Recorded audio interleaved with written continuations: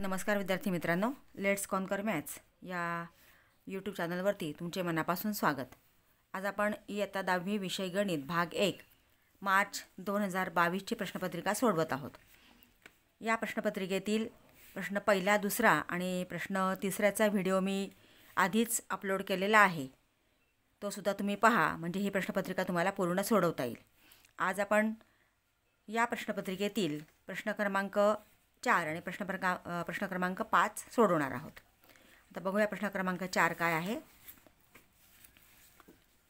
प्रश्न चौथा, खालील कोणतेही दोन उपप्रश्न सोडवा। त्यातलं पहिलं गणित आहे, 460 या संख्येला एका नैसर्गिक संख्येने भागल्यास भागाकार भाजकाच्या 9 पटीपेक्षा 2 ने अधिक येत असून बाकी 5 येते, तर भागाकार व भाजक किती।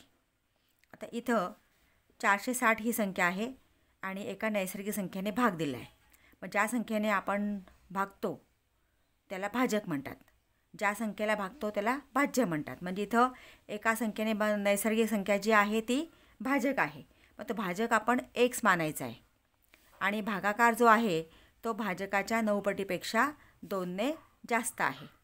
याच्यावरून आपल्याला समीकरण तयार करायचं आहे आणि भागाकार व भाजक किती ते आपल्याला काढायचं आहे।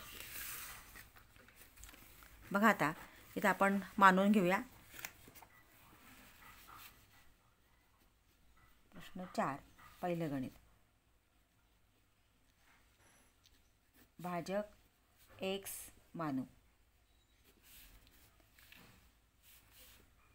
भाज्य आहे म्हणजे ज्या संख्येला आपण भागतो, या उदाहरणामध्ये आपण 460 ला भागतोय म्हणून भाज्य आहे 460। मग आता भागाकार,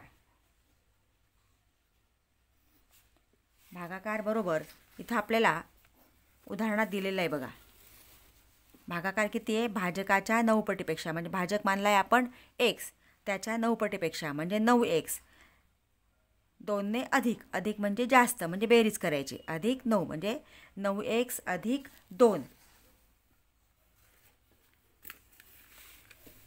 भागाकार आला 9x अधिक 2 आणि बाकी उरते 5,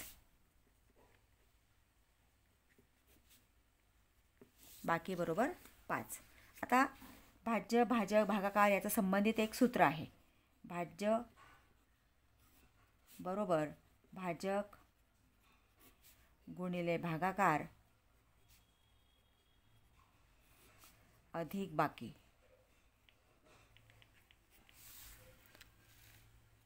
आता या सूत्रात आपल्याला या किमती ठेवायच्या आहेत। भाज्य आहे 460 बरोबर भाजक x, भाजक गुणिले भागाकार, भाजक x, भागाकार आहे 9x अधिक 5, सॉरी 9x अधिक 2 पाहिजे इथं, आणि बाकी आहे 5, कारण भागाकार जो आहे तो भाजकाच्या 9 पटीपेक्षा 2 ने अधिक आहे, म्हणजे 9x अधिक 2 आणि बाकी 5 आहे। भाज्य 460 भाजक x, भागाकार 9x अधिक 2 आणि बाकी उरलेले आहे 5 म्हणून अधिक 5। आता हे वर्ग समीकरण तयार होतं, 460 बरोबर x ने या कंसाला गुणायचे, x गुणिले 9x, 9x वर्ग अधिक x गुणिले 2, 2x अधिक 5।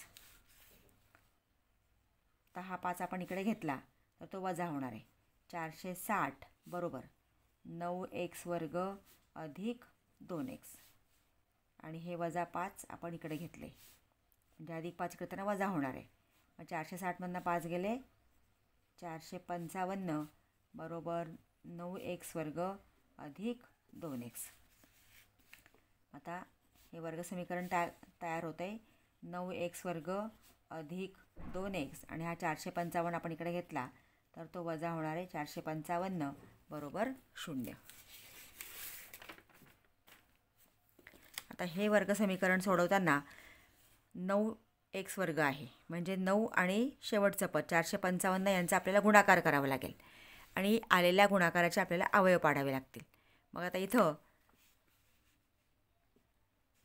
455 गुणिले 9, 9 पाचा 45, हातच्या आले 4, 9 पाचा 45 आणि 4 49, पुन्हा हातच्या 4, 9 चौक 36, 36 आणि 4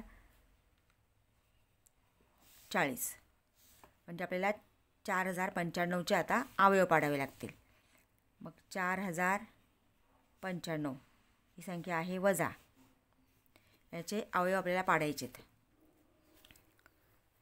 आता इथं अवयव पाडताना अशा दोन संख्या आपल्याला शोधायच्या आहेत की त्यांचा गुणाकार 4095 येईल आणि शेवटच्या पदाला वजा चिन्ह आहे म्हणून वजाबाकी मात्र 2 येईल मधल्या पदाचा सहगुणक. म्हणजे दोन संख्यांचा गुणाकार 4095 आणि त्या दोन संख्यांची वजाबाकी मात्र 2 यायला पाहिजे. अशा संख्या आपल्याला शोधायच्या. इथं संख्या मोठी आहे तर संख्या कशा शोधायच्या बघा. इथं सरळ आपण लसावीला जसे अवयव पाडतो तसे अवयव पाडून घ्या. 4095 इथं कसोट्या वापरल्या तर लवकर लक्षात येतं की कोणत्या संख्येने भाग जातो आहे. इथं आता एकक स्थानी 5 आहे म्हणजे 5ने भाग जाईल. 5ने आपण 40ला भाग देऊ शकतो आहे. 5 8 40. मग 5 आणि 9ला भाग द्या. 5 1 5. 9मधनं 5 गेले 4 उरले, वरून 5 घेतले 45 झाले. 5 9 45. आता या संख्येला 2ने भाग जात नाही. 9 1 10 आणि 8 18, म्हणजे 9ने भाग जातोय. कसोट्या वापरल्या तर पटकन लक्षात येतं. 9 1 10 आणि 8 18 म्हणजे 9ने भाग जातोय. 9 9 81 आणि 9 1 9. आता याला 7ने भाग जाईल. 7 1 7. 9मधनं 7 गेले 2 आणि 7 3 21 म्हणजे 13 आणि 13 1 13. आता हे आपण अवयव पाडले हे फक्त ॲडजस्ट करायचे बघा. 9 पाचा 45 आणि 13 7 91 वजाबाकी 2 होत नाही. मग आता 13 पाचा 65 या दोघांचा आपण गुणाकार घेतला आणि या दोघांचा घेतला तर किती होते बघा. 13 गुणिले 5, 13 पाचा 65 आणि 9 गुणिले 7, 9 7 63. 65मधनं 63 केले, उरले 2. म्हणजे या दोन संख्या आपल्याला घेता येत आहेत. आता इथं 65 आणि 63 वजाबाकी करताना जी मोठी संख्या आहे तिला मधल्या पदाचं चिन्ह द्या. मधल्या पदाला चिन्ह आहे धन. इथं धन, त्याचे विरुद्ध चिन्ह लहान संख्येला ऋण. म्हणजे आपल्याला पटकन उदाहरण सोडवता येतं जर तुम्ही संख्या लवकर आपल्याला शोधता येतात. जर अशा पद्धतीने तुम्ही शोधल्या तर 9x वर्ग. आता याला फक्त तुम्ही चल जोडायचं आहे. अधिक 65x वजा 63x वजा 455 बरोबर 0.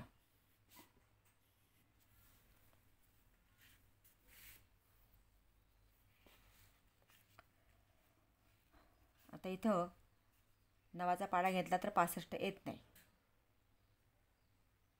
म्हणजे इथं कोणती संख्या सामायिक नाही, फक्त चल सामायिक आहे. मग x आपण बाहेर काढला तर इथं 9 आहे तसाच राहणार. x वर्गमधनं x बाहेर काढला, इथं x राहणार. अधिक इथं x काढला आहे म्हणजे हा 65 राहणार. म्हणजे कंसात राहणार आहे 9x अधिक 65. इथं वजा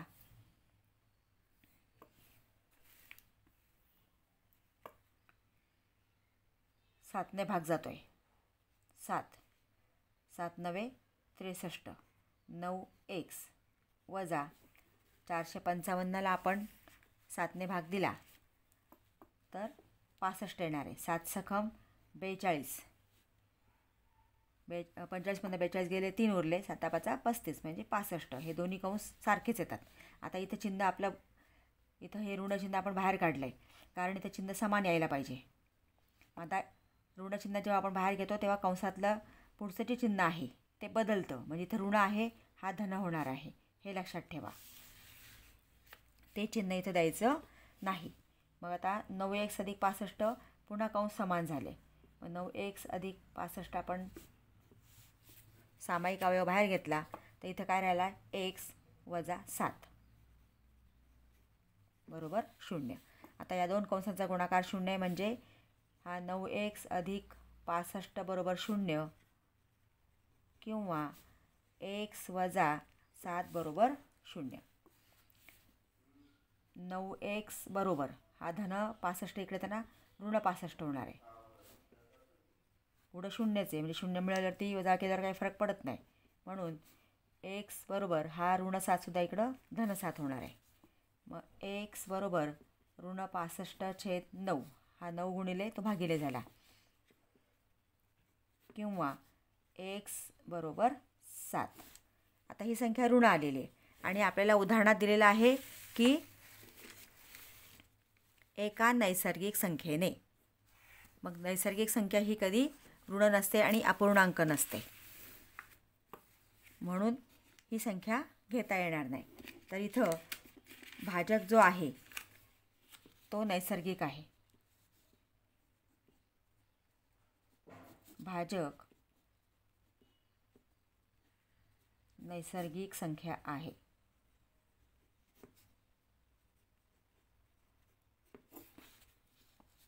परंतु x बरोबर ऋण 65/9 ही नैसर्गिक संख्या नाही.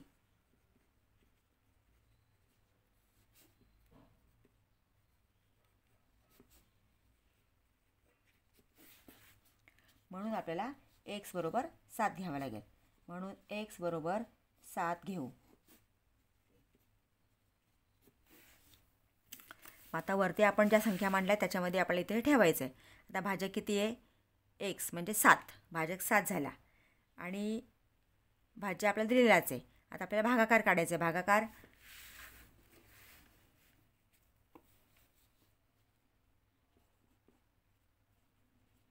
भाजक x बरोबर 7 भागाकार 9x अधिक 2 बरोबर 9 गुणिले xची किंमत 7 अधिक 2 बरोबर 9 7 63 अधिक 2 बरोबर 65. म्हणजे आपल्याला या ठिकाणी काय विचारलं होतं बघा, भागाकार व भाजक किती. म्हणजे हे आपल्याला उत्तर लिहायचं आहे कारण शेवटच्या उत्तराला अर्धा मार्क असतो. इथे लिहायचं आहे म्हणून भाजक बरोबर 7 आणि भागाकार बरोबर 65. अशा पद्धतीने हे उदाहरण सोडवायचं आहे. बघूया आपण दुसरं उदाहरण. दुसरं उदाहरण आहे, एका अंकगणिती श्रेणीचे 90 पद 0 आहे. तर दाखवा की 29वे पद हे 19व्या पदाच्या दुप्पट आहे. आता बघा इथं आपल्याला काय दिलेलं आहे.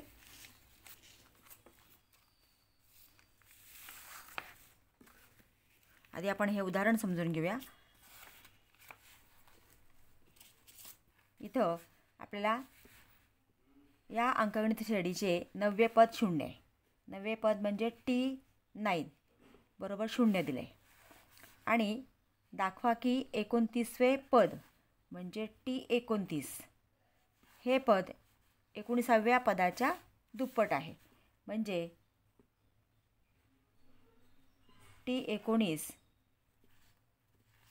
याप्रमाणे येणार आहे. म्हणजे T29 हे जे पद आहे हे 19व्या म्हणजे T19 याच्या दुप्पट आहे हे आपल्याला दाखवायचं आहे. म्हणजे याची जी काही संख्या येणार आहे 29वा पद जे आहे ते 19व्या पदाच्या दुप्पट असणार आहे हे आपल्याला दाखवायचं आहे. आता सोडवूया आपण हे उदाहरण. आपल्याला दिलेली माहिती काय आहे, T9 बरोबर 0. हे Tn बरोबर असतं म्हणजे इथं n बरोबर 9 दिलेलं आहे. आता आपल्याला Tnचं सूत्र वापरावं लागेल. म्हणून Tn बरोबर a अधिक n वजा 1 गुणिले d. इथं आता किमती ठेवा. Tn म्हणजे T9 बरोबर a आपल्याला माहिती नाही n 9 आहे म्हणून 9 वजा 1 गुणिले डी सुद्धा आपल्याला माहिती नाही, म्हणून डी आहे तसाच. म्हणून T9 बरोबर आता ए अधिक 9 वजा 1 8 गुणिले डी म्हणजे 8D. परंतु आपल्याला T9ची किंमत दिलेली आहे 0. परंतु T9 बरोबर 0. इथं आपण हे 0 ठेवलं तर समीकरण तयार होतं आहे ए अधिक 8D बरोबर 0 समीकरण 1. हे पहिलं समीकरण तयार झालं. ए अधिक 8D बरोबर 0.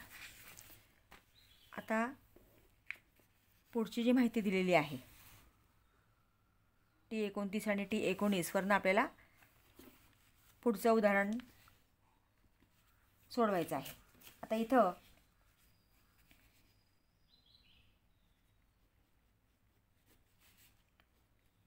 Tn बरोबर ए अधिक n वजा 1 गुणिले डी. आता T19 बघा, T19 बरोबर ए आहे तसाच एनची किंमत येणार 19 वजा 1 गुणिले डी. T19 बरोबर ए अधिक 19 मधनं 1 गेले 18D.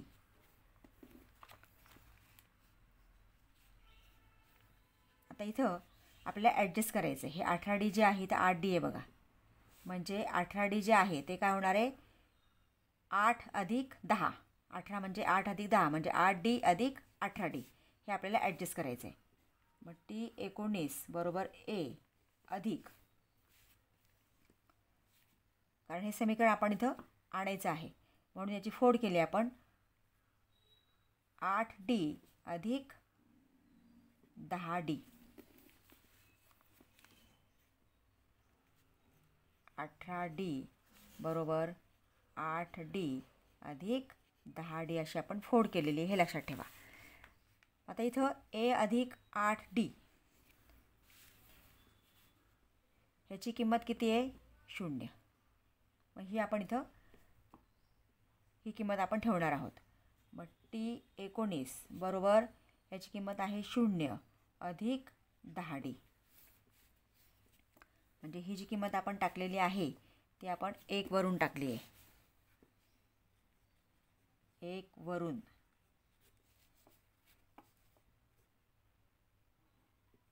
ए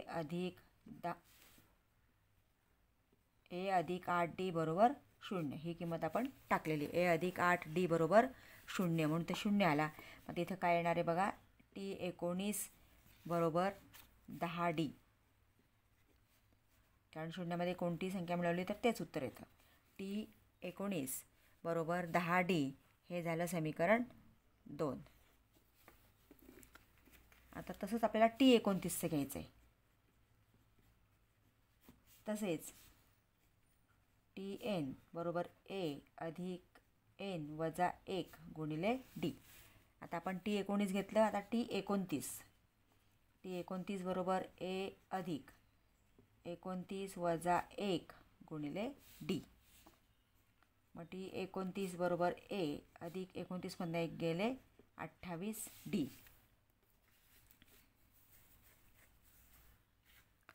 आता इथं 28Dची सुद्धा आपल्याला फोड करायची आहे. T29 बरोबर, कारण ए अधिक 8D बरोबर 0 आहे. ए अधिक 8D बरोबर 0 हे आपल्याला इथं आणायचं आहे. म्हणून ए अधिक 8D अधिक 28 मधनं 8 गेले 20 म्हणजे 20 आणि 8 28 20D म्हणजे 8D अधिक 20D. म्हणजे इथं 28D बरोबर 8D अधिक 20D. हे फक्त लक्षात ठेवण्यासाठी मी तुम्हाला सांगते. 28ची फोड केली आपण 8D अधिक 20D. आता ही जी किंमत आहे ही 0 आहे. म्हणून T29 बरोबर 0 अधिक 20T. तर हे आपण 1 वरूनच घेतलेलं आहे, कारण A अधिक 8D बरोबर 0 आहे. इथे आपण 0 ठेवले तर T29 बरोबर 20D. T29 बरोबर 20D. आता इथं 20 म्हणजे 10 गुणिले 2, मग T29 बरोबर 2 गुणिले 10D. आता 10D बघा, ह्याचं काय उत्तर आलेलं आहे, T19 आलेलं आहे. 10D बरोबर T19. मग ती किंमत आपण इथं ठेवली तर T29 बरोबर 2 गुणिले T19.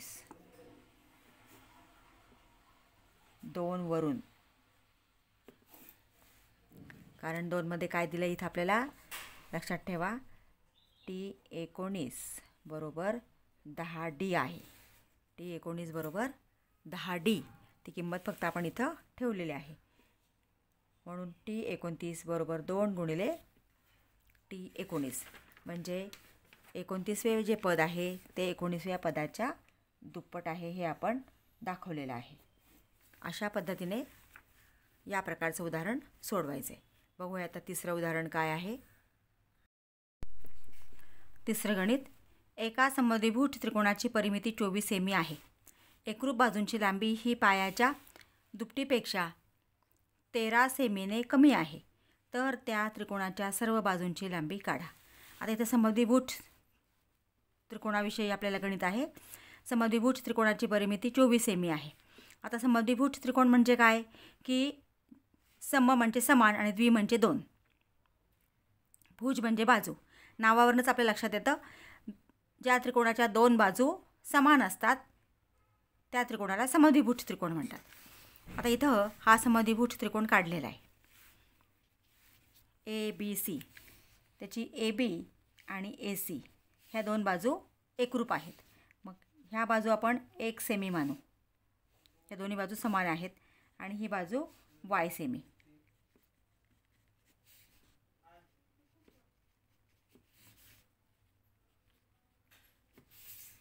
मग तर इथं समद्विभुज त्रिकोण ABCच्या एकरूप बाजूंची लांबी 1 सेमी मानू व पायाची लांबी Y सेमी मानू.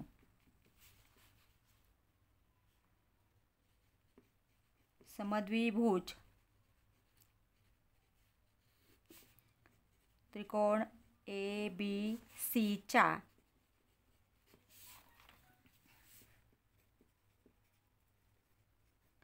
एकरूप बाजूंची लांबी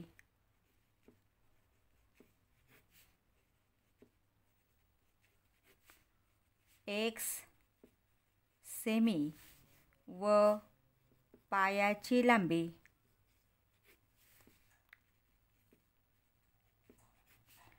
Y सेमी मानू. मग आता इथं AB बरोबर AC बरोबर 1 सेमी आणि BC बरोबर Y सेमी. आता इथं आपल्याला पहिली अट दिलेली आहे की एका समद्विभुज त्रिकोणाची परिमिती 24 सेमी आहे. ही पहिली अट आहे. मग या पहिल्या अटीनुसार आता आपल्याला समीकरण तयार करायचं आहे.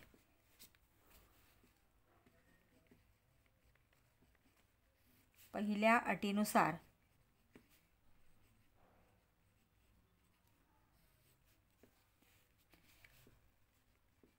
समद्विभुज त्रिकोणाची परिमिती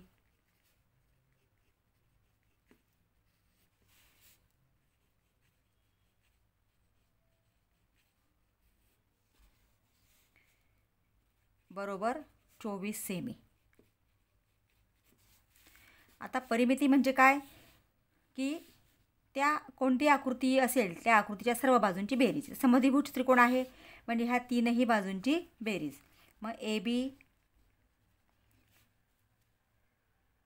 अधिक ए सी अधिक बी सी, ए बी अधिक ए सी अधिक बी सी बरोबर 24. आता ए बीची लांबी मानलेली आहे आपण एक्स, ए सीची सुद्धा एक्स आणि बी सीची आहे वाय बरोबर 24.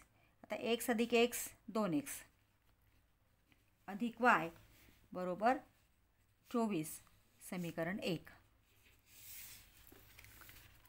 हे पहिल्या अटीवरून आपण समीकरण तयार केलं. तर दुसरी अट काय दिली बघा, की एकरूप बाजूंची लांबी ही पायाच्या दुपटीपेक्षा 13 सेमीने कमी आहे. म्हणून दुसऱ्या अटीनुसार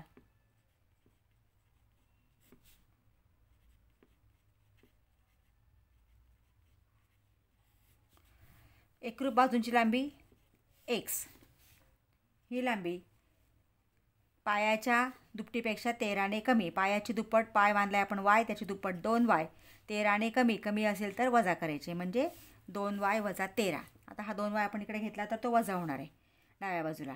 मग x वजा 2y बरोबर वजा 13. हे दोन समीकरणांवरून आता आपल्याला हे उदाहरण सोडवायचं आहे. आता हे समीकरण 2. आता हे एक सामायिक समीकरण आहेत. एक सामायिक समीकरणं सोडवताना कोणत्या चलाचे सहगुणक समान आहेत हे आपल्याला शोधायचं आहे. आता इथे एक्सचा सहगुणक 2 आहे, इथे 1 आहे, इथं वायचा 1 आहे, इथं 2 आहे, म्हणजे कोणत्या चलाचे सहगुणक समान नाहीत. मग आपल्याला सहगुणक समान करून घ्यावे लागतील. आता इथं वाय बघा आणि इथं 2 आहे, म्हणजे आपण समीकरण 1ला 2ने गुणू.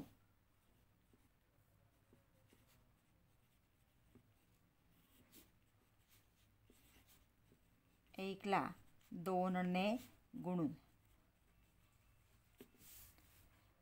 आता आपण 2xला 2ने गुणलं तर 4x होणार आहे, अधिक वायला 2ने गुणलं तर 2y बरोबर 24 दुणे 48.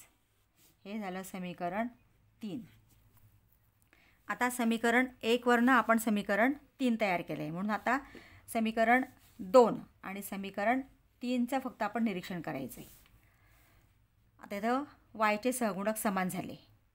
आता यांची चिन्ह भिन्न आहेत. चिन्ह भिन्न असतील म्हणजे चिन्ह वेगवेगळे असतील तर त्या समीकरणांची बेरीज करायची. मग समीकरण 2 अधिक समीकरण 3 किंवा समीकरण 2 आणि समीकरण 3ची बेरीज करून असं लिहिलं तरी चालेल.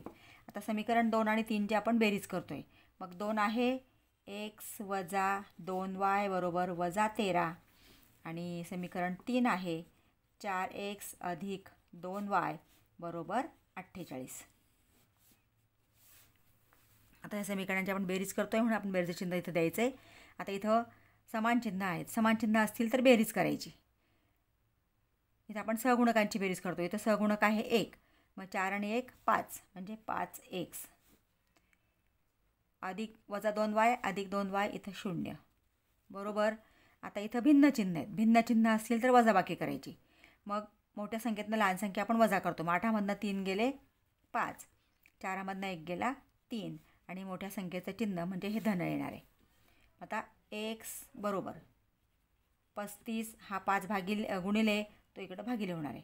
5 1 5 5 7 35 म्हणजे x बरोबर 7. आता x बरोबर 7 ही जी किंमत आहे ही एका समीकरणामध्ये ठेवायची. मग आता समीकरण 1 मध्ये ठेवूया. x बरोबर 7 ही किंमत समीकरण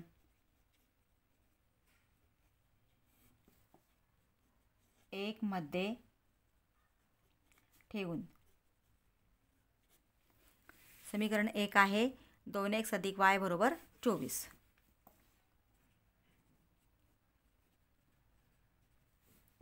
मग 2 गुणिले 1ची किंमत 7 अधिक y बरोबर 24. बेसाती 14 अधिक y बरोबर 24. आता y आहे तसाच, 24 पण आहे तसाच. 14 आपल्याला आता उजव्या बाजूला आणायचं आहे. हा इथं धन आहे, इकडं वजा होणार आहे म्हणजे ऋण होणार आहे. मग y बरोबर 24 - 14 बरोबर 10. x बरोबर 7 आणि y बरोबर 10. आता x काय आहे तर एकरूप बाजूंची लांबी आपण मांडलेली आहे, म्हणून समद्विभुज त्रिकोणाच्या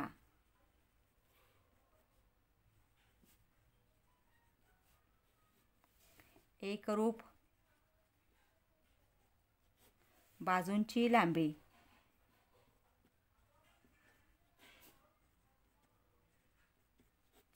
7 सेमी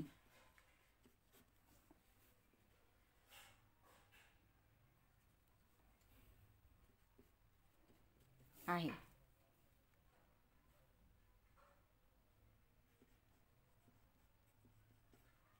पायाची लांबी बरोबर 10 सेमी किंवा इथे बरोबर तुम्ही लिहिलं तरी चालेल. अशा प्रकारे हे उदाहरण सोडवायचं आहे. विद्यार्थी मित्रांनो, आपण चौथा प्रश्न सोडवलेला आहे.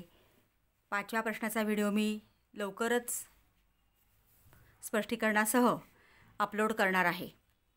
अजूनही ज्या विद्यार्थ्यांनी चॅनलला सबस्क्राईब केलं नसेल तर पुढच्या व्हिडिओच्या नोटिफिकेशनसाठी चॅनल सबस्क्राईब करा, बेल आयकॉन प्रेस करा आणि व्हिडिओ आवडला असेल तर लाईक करा आणि आपल्या मित्रांना शेअर करा, जेणेकरून त्यांनाही प्रश्नपत्रिका सोडवता येतील. थँक्यू.